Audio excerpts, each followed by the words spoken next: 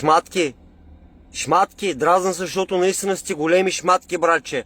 Затваряте магистралите, пречили ви камионите, защото бавно са движили, вие от София се изнасяте към селата, да си вземете бурканите, както казва един колега, да си вземете бурканите от мама, тати, баба, дядо и камионите ви пречи, камионите спират и за тях има забрана в петък, защото софиянци се изнасят. Тапанари, пълни тапанари си, не искам да го виждам, това е реалността, бе. Камионите ви пречили. Вижте колко е часа, бе. Вижте колко е часа, 7:30. Вижте, това е Лидъл, камионите работят 7:30, товарят и ще карат цяла вечер, да може да ви заредат вашите магазини, тапаци, и вие сутринта като станете и да идете в магазина и код ви трябва да се напазарува, разбрахте ли? Дали ще е нещо хладилно, дали сте нещо от брезент, дето не е хладилно, някакъв нещо продукт, който не е в хладилника и така нататък, всичко е с те идва.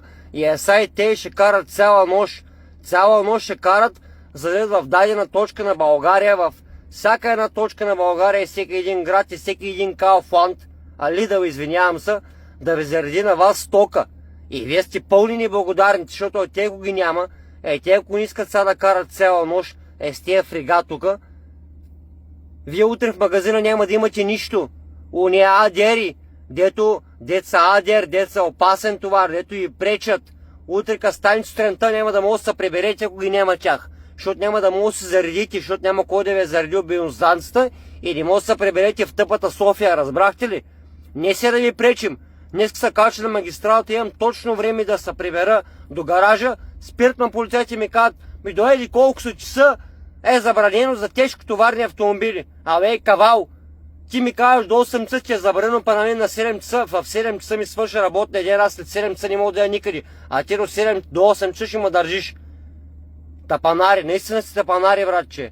Наистина, бах ти тъпата България, това го няма никъде, братче.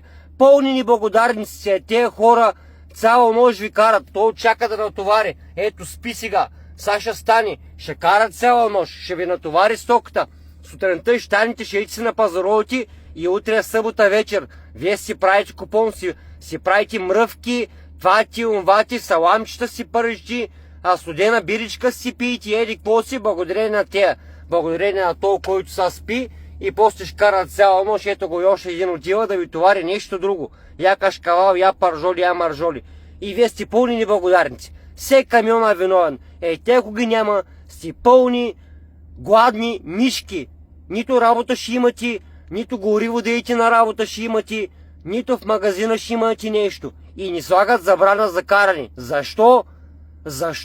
Защо на нашия от на магистралата да прикарат вас по второкласни пътища? Какво ви пречи? Вие са с колите да тръгнете по второкласни пътища. Какво ви пречи? Вие сте 1 тон, не сте 40. Откъдето да минете бавно ще минете, а при нас не е така. Значи вие сте царе, братче. Вие сте царе с колите. За вас магистралата е отворена, за нея, които работим, които ви доставяме стока, които ви храним, които ви поим, които ви даваме работа, които ви даваме материали в фирмите. Ние сме най-големите кретени и не много пречим. Вие са работите, дедове ми работите. Ето виж колко хора работят. Аз чакам да падне тъпта забрана да се прибера през семейство. Бах ти букушката държава, откачам.